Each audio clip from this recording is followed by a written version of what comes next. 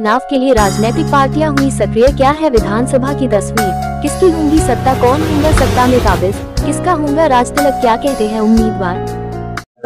नमस्कार। नमस्कार। आपण मला सांगा, कुठेतरी आपण इच्छा दाखवलेली आहे, इच्छुक उमेदवार झालेले आहे, काय सांगणार वाढदिवसाचे म्हणतात फलक लावण्यात आले भावी आमदार, काय सांगणार? हे बघा, माझं असं म्हणणं आहे, इच्छुक उमेदवार म्हणण्यापेक्षा ते माझ्या चाहता वर्ग जो आहे, माझे कार्यकर्ते आहे, माझे आमच्यावर प्रेम करणारे जे लोक आहेत, त्यांनी ते बॅनर्स लावले भावी आमदारचे. त्याच्यामुळे इच्छुक उमेदवाराचा प्रश्न नाही, कारण आमच्या साकोली विधानसभामध्ये नानाभाऊंची उमेदवारी जाहीरच झालेली आहे आणि आम्ही पक्षासाठीच काम करू. काँग्रेस पक्षातूनच मी निवडून आलेली आहे. काँग्रेस पक्षाची जिल्हा परिषद सदस्य मी आहे. सेवा, समाजकारण, राजकारण हा जो आपला प्रवास राहिलेला आहे, हा नेमका प्रवास कसा आहे?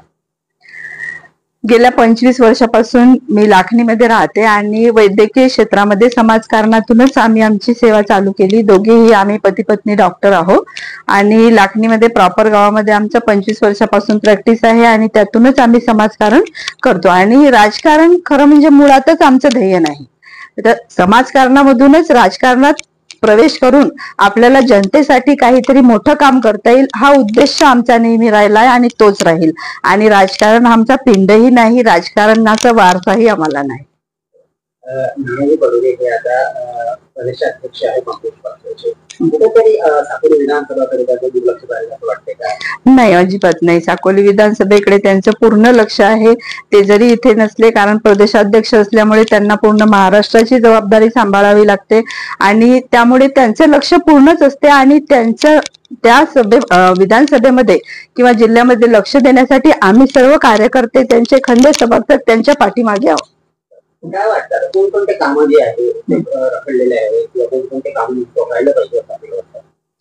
आता कामांच्या बाबतीत तर ते नानाभाऊ सगळ्याच कामामध्ये सक्षम आहे, त्याबद्दल मी नाही बोलू शकत. आणि सर्वच कामं व्यवस्थितच चालू आहे आणि चालूच राहतील.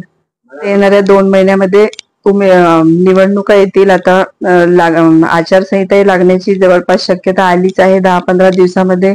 तेव्हा कोणत्याही आपण सर्व जनतेने कोणत्याही भूलथापांना बळी न पडता आपल्या पक्षश्रेष्ठींनी जसा आदेश दिला त्यानुसार आपल्या सर्वांना वागायचे आहे आणि सर्वांना आपल्याला आपल्या पक्षाने तिकीट ज्याला दिली, उमेदवारी ज्याला दिली, त्याच्या मागे आपल्याला सर्वांना राहायचं आहे, एवढंच या प्रसंगी मी सांगते.